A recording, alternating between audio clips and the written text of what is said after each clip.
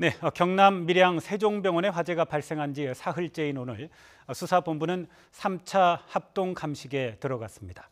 화재 원인을 규명하기 위해 수사에 속도를 내고 있는 모습인데요. 자세한 내용 이웅혁 건국대 경찰학과 교수, 노영희 변호사와 함께 이야기 나누도록 하겠습니다. 네, 오늘 두 분 나와주셔서 감사드립니다. 참사가 시작된 그 응급실의 CCTV 영상이 공개가 됐는데요. 화재 상황부터 한번 보고 저희들이 그 이야기 나누도록 하겠습니다. 네, 지난 26일 오전 7시 25분경입니다. 응급실 천장 위로 흰색 연기가 피어오르기 시작합니다. 얼마 되지 않아서 연기는 그 내부 전체를 뿌옇게 가득 메웁니다. 곧바로 불이 난 걸 알아차린 사람들은 놀라서 이리저리 분주하게 뛰어다닙니다. 그 사이 응급실 안은 코앞조차 보이지 않는 캄캄한 암흑으로 변해버립니다. 연기를 뚫고 번쩍이기 시작한 불은 이내 천장을 타고 무서운 기세로 번져나갔습니다. 이렇게 2분도 채 되지 않아서 퍼져나간 불은 37명의 목숨을 앗아가고 말았습니다. 어제보다 사망자가 1명 더 늘었죠. 38명이 사망을 했고요. 151명의 부상자가 발생을 했는데 오늘 지금 3차 합동 감식을 하는데 어느 정도 화재 경위가 지금 규명이 되어 가고 있죠? 네, 그렇습니다. 어제 1차, 2차 감식이 있었고요. 예. 오늘 3차 정밀 감식에서는 어떠한 이유 때문에 이렇게 짧은 시간 안에 많은 사상자가 났는가, 특히 유독가스의 통로 자체가 어느 과정을 거쳤는가, 이것에 주안점을 맞추고 있는 것 같고요. 예. 또 마찬가지로 탕비실에서 정기적 발화가 중요한 요인인데, 그렇다고 했을 때 구체적으로 과연 전기의 합선인 것인지 아니면 누전인 것인지, 또는 전선 자체가 상당히 노후화된 것인지, 그래서 주변에 있는 전선 등을 수집을 해서 이를테면 흔적 자체가 이게 단락흔인지 아니면 합선에 의한 것인지 등을 지금 판단하고 있는 과정인 것 같습니다. 어쨌든 예. 잠정적인 결론이긴 합니다만, 발화점 자체는 탕비실 지금 천장이 아닌가, 이렇게 결론을 내리고 있는 이런 상태인 것 같고요. 예. 좀 더 구체적으로 과연 엘리베이터가 멈췄던 이 상황이 전기가 이제 멈췄기 때문에 그렇다고 본다면 발전기가 가동되었는가, 이런 등등에 있어서 구체적인 특성별, 장소적 특성별의 정밀 감식이 현재 이루어지고 있고요. 아주 예. 세밀한 전기 합선의 원인 같은 경우는 다소 시간이 좀 소요될 예정으로 있지 않나 이렇게 생각이 됩니다. 그리고 지금 예. 38명의 안타까운 사망자지만 지금 중상자 중에서 한 분이 상당히 뇌 질환이 평소에 있었던 분이기 때문에 한 분도 지금 의식이 없는 상태다. 상당히 조금 안타까운 그런 중상자도 현재 있는 것으로 알려져 있습니다. 예. 탕비실 천장의 정기적 이유가 화재 원인으로 거론이 되고는 있지만 합선의 원인이 무엇인지는 아직은 구체적으로는 밝혀지지는 않고 있는 거죠. 네, 그렇습니다. 예. 근데 이 병원은 기본적으로 누전이 사실 평상시에도 잦았었는데 누전이 잦은 것에 대해서 원인을 분석하거나 고치려고 하는 시도는 거의 없었던 것으로 지금 알려져 예. 있어서 아마도 건물 자체가 사실 노후한 건 아니거든요. 이게 2008년에 지어졌기 때문에 그래서 예. 아마도 그런 것보다는 뭔가 조금 배선이나 합선에 문제가 있었던 게 아닌가라는 의심을 지금 하고 있고요. 예. 더 중요한 거는 이런 식으로 삽시간에 너무 189명이라는 사상자가 발생할 정도로 큰 불로 번진 것이 좀 이해가 안 간다 이런 얘기가 예. 지금 있는데 이게 왜 그러느냐 하면은 100병상 이상 갖춘 종합병원인 경우에는 실내 내장재를 방염자재를 사용하도록 되어 있는데 예. 이 병원 같은 경우는 100병상이 안 되거든요. 세종병원 같은 경우에. 그렇기 때문에 그러한 법적인 규제에서 벗어난 상태이고 예. 커튼이나 시트나 매트리스 같은 것들이 사실 불쏘시개 역할을 했다라는 지금 얘기가 나오고 있는 것처럼 예. 이런 의료용 비닐이나 플라스틱 이런 것들이 사실은 가연성 물질이고 가독성 물질이어서 이런 것들이 훨훨 타오르면서 오히려 지금 이 화재 자체보다도 유독가스 같은 것들을 많이 확산시키면서 좀 이런 식의 비극을 조금 더 양산시킨 게 아닌가 이런 생각을 좀 하고 있습니다. 예. 이게 참 굉장히 지금 중요한 문제를 또 우리 노영희 변호사께서 말씀을 해주셨는데요. 규모가 조금 안 되기 때문에, 그러니까 100병상이 안 되기 때문에 중요한 소방 관련 규제에서 벗어나 있었던 거죠. 그렇죠. 사각지대에 있던 중소병원에서 지금 이런 대형 참사가 발생한 거죠. 그렇죠. 그 소방관계법에 의하면 그 판단의 그 기준 자체를 예. 그 면적으로 이제 다 판단을 하고 있는 거죠. 무엇을 예. 설치하고 말아야 될 것을. 더군다나 그 지금 피난 약자들, 예를 들면 이제 노령자라든가 기저 질환이 있다라든가 의료 보조기구에 의해서 연명을 하는 이런 상태에서는 그 법의 근거를 하면 여전히 아니면 더 심각하게 피해의 당사자가 될 수 있는데 이것을 이제 그 도외시 한 채 그 법적으로 그 보게 된다고 한다면 여러 가지 뭐 스프링클러라든가 또는 그 가연성이 아닌 그런 그 모포라든가 이런 걸 사용할 그런 대상에 그 현재 속해져 있지 않다. 또 그 이동하는 방화막이라든가 이것도 대상이 안 됩니다. 왜냐하면 4층 이상, 6층 이상에 되고 연면적, 평면적이 1000제곱미터 이상에 돼야 되는데 상당히 그 안타깝게도 이번 그 밀양병원 자체는 250제곱미터이고 또 그 기준이 안 되기 때문에 법적으로는 하자가 없다라고 하더라도 사실상 법에 규정하는 것은 가장 최소한만을 또 규정해 놓은 것이기 때문에 이런 그 피난 약자에 있어서는 사실은 충분한 것을 더 설치를 했어야 되는 것이죠. 그래서 그 이사장의 그 이야기를 들어보면은 인터뷰를 통해서 법적으로는 다 문제가 없었다고 얘기하고 있지만 실제적으로 결과론적으로 보면 190명에 육박하는 사상자가 그 났기 때문에 이와 같은 그 점검은 사실상 서류상의 그 점검에 불과했고 법상의 그 규제 자체도 그야말로 공허한 사각지대적 요소를 보여준 이런 방증이 아닌가 이렇게 볼 수밖에 없는 것이죠. 예. 이런 문제와 관련해서요, 그 병원의 이사장이 스프링클러 문제 등에 대해서 입장을 밝힌 게 있는데요. 그 저희가 한번 그 들어보고 또 이야기 나누도록 하겠습니다. 건축 면적에 스프링클러를 설치할 수 있는 그런 어떤 시설이 아니고 그 일반 스프링클러 설치를 할 수 있는 어떤 그런 쪽의 건축물의 면적이 안 돼서 원했습니다. 2018년 6월 30일까지 스프링클러를 설치하도록 법으로 의무화되어 있어가지고 저희들이 지금 설치를 다음 주에 하는 걸로 해서 그런 상태입니다. 이제까지 뭐 소방 점검이라든지 저희들이 다 받았습니다. 법에 대한 그 규정대로 저희들이 다 받고 전혀 그런 거에서는 문제가 없습니다. 예.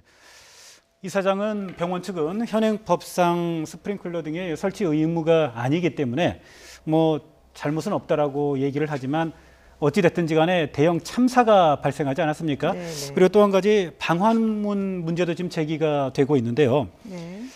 법적으로 어떤 그 책임이 있을 수 있을까요? 병원 측에. 그러니까 이제 원래 2005년도부터는 11층 이상 되는 건물에 대해서는 스프링클러를 설치하도록 의무가 되어 있고요. 예. 또 그 장흥에서 그 요양병원에서 사고가 난 2014년도에 그 사고 난 이후에 2015년부터는 사실 모든 건물에 대해서 그 스프링클러를 설치하라고 했습니다. 그런데 예. 문제는 그 이전에 지어진 건물들에 대해서는 실질적으로 강제할 수가 없기 때문에 유예 기간을 3년 동안 두고 2008년 6월 30일까지 스프링클러를 설치하라고 얘기를 했기 때문에 지금 이제 병원의 이사장이 얘기하는 거는 우리 건물은 뭐 면적이 그 당시 기준으로는 의무는 아니었다라는 걸 얘기하고 싶었던 것인 것 같고요. 예. 또 하나는 지금 1000제곱미터 이상이 면적이 되는 곳에 대해서는 제연 설비를 설치하도록 되어 있어요. 방화문 같은 것들. 예. 근데 지금 이 병원 같은 경우도 그 규모가 되지 않는다라고 얘기를 하고 있기 때문에 실제로 이제 법적인 부분에서는 모든 것을 피해 나갔다라는 지금 주장을 하고 있는 거고 특히 예. 이 세종병원 같은 경우에는 병원 직원이 소방 점검을 자체적으로 해서 아무 이상이 없다는 식으로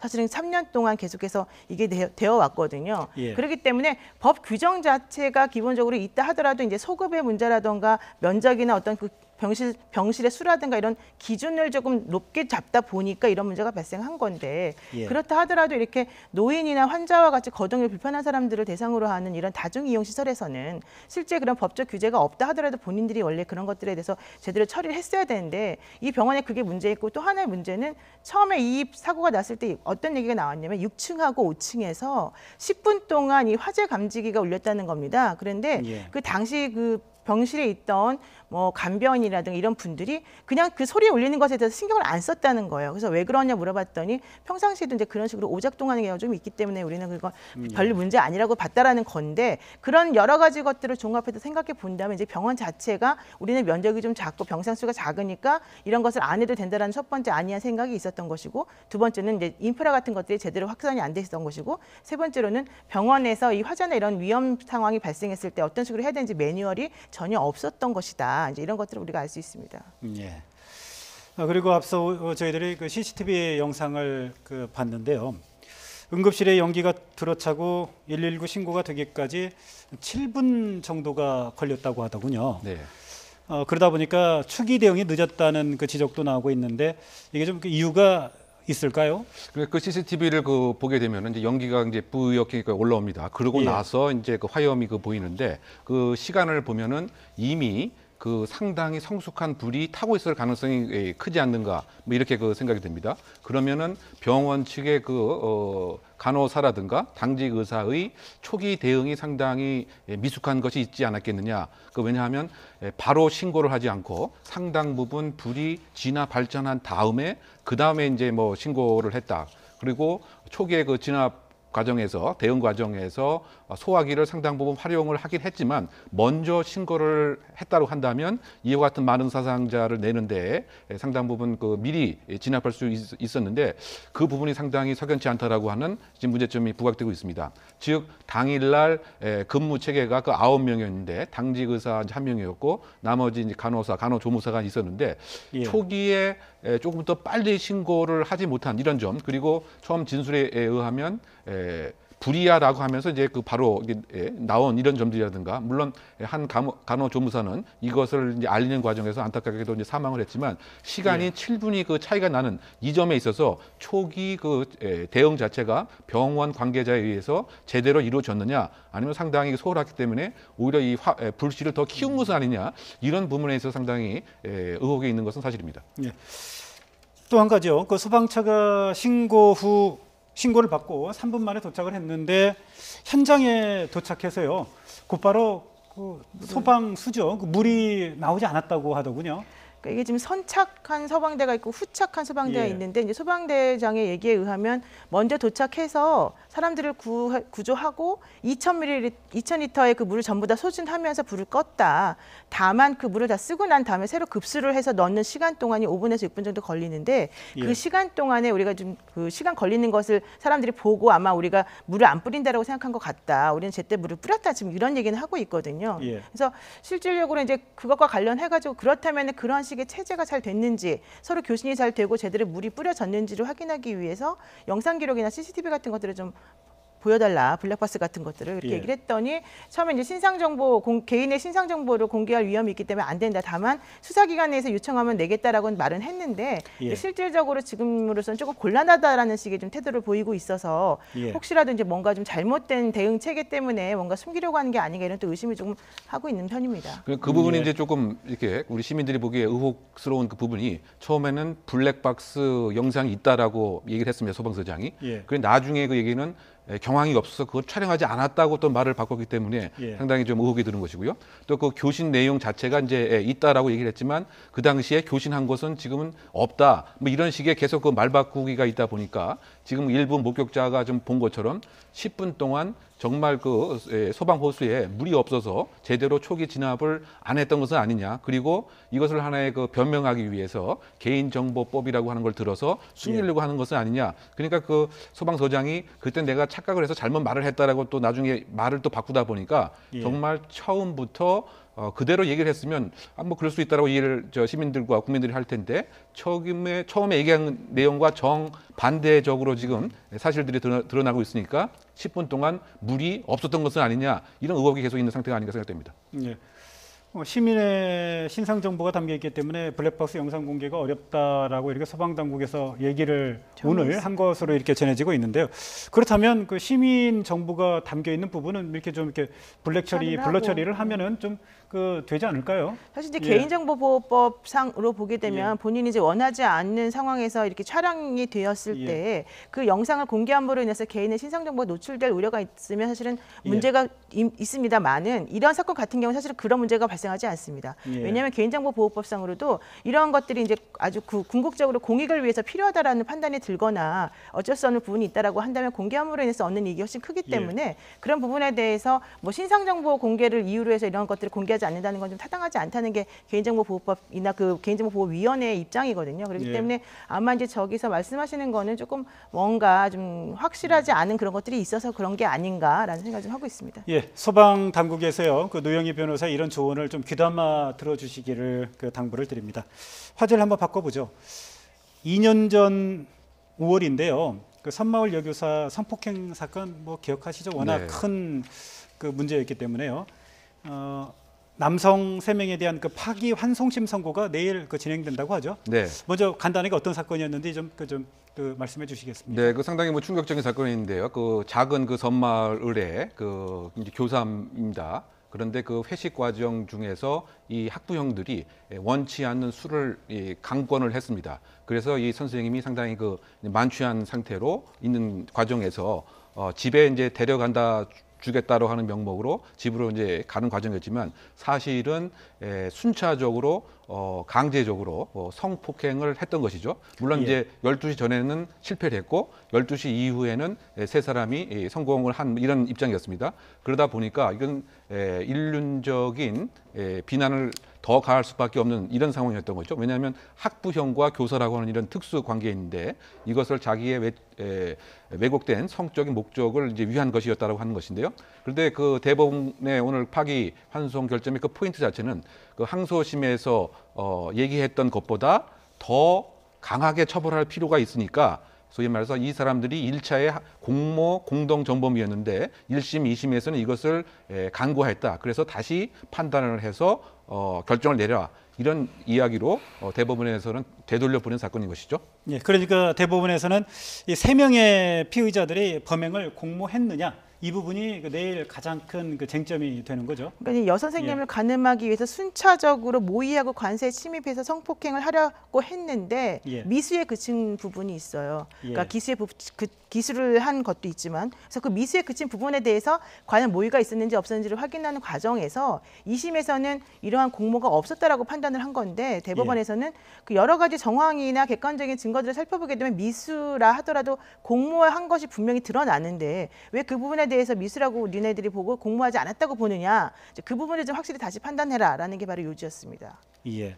그렇다 보니까 1심에선 그 피의자 3명에게 18년, 13년, 12년을 선고를 했지만 2심에선 10년, 8년, 7년으로 이렇게 감형이 됐었죠. 네, 그렇습니다. 예. 그 부분이 사실 매우 중요한데요. 예. 그래서 아마도 이게 이제 2심에서는 그 여교사한테 좀 합의를 봤던 것 같아요. 그래서 선처를 좀 요청하니까 그 부분이 좀 감안이 되었고 또 하나는 아까 말씀드린 그런 성폭행 미수 관련된 부분에 공모가 없었다는 무죄 때문인데 제 예. 생각에는 아마 내일 선고가 오후에 이루어지게 되면 그 뭐 공모 부분은 인정이 될 것 같고요. 또 예. 그래서 뭐 여교사가 그 부분에 대해서 선처를 요청했다 하더라도 아마 2심 지난번에 말했던 2심형 10년, 8년, 7년 그 형보다는 좀 높아질 가능성이 높다 이렇게 좀 보고 있습니다. 그러니까 1심, 2심에서 무죄로 된 부분이 지금 예. 공모를 했다고 하는 부분이 무죄가 됐을 뿐만이 아니고 주거 침입 죄도 역시 무죄로 되었던 거죠. 예. 그런데 그 대법원에서는 주거 침입도 사실 주거의 평온한 안정을 위한 것인데 성폭행을 위한 것이면 주거 침입도 유죄로 봐야 되는 것은 아니냐 이런 그 법리적 판단을 한 것으로 봐서는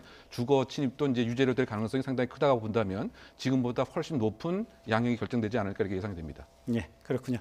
공동 범행이냐 단독 범행이냐 그 내일 법원의 그 판단 한번 지켜봐야 할 것 같습니다. 네. 지금까지 이웅혁 건국대 경찰학과 교수 그리고 노영희 변호사와 함께 이야기 나눴습니다. 네, 오늘 두 분 말씀 감사드립니다. 예.